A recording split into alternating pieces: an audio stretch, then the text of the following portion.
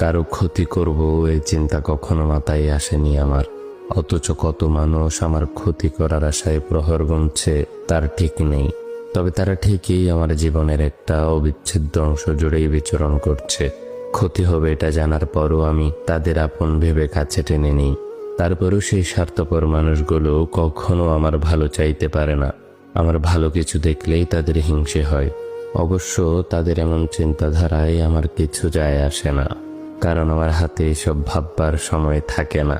আমি বেশিরভাগ সময়ই ব্যস্ত থাকি জীবনের তাগিদে।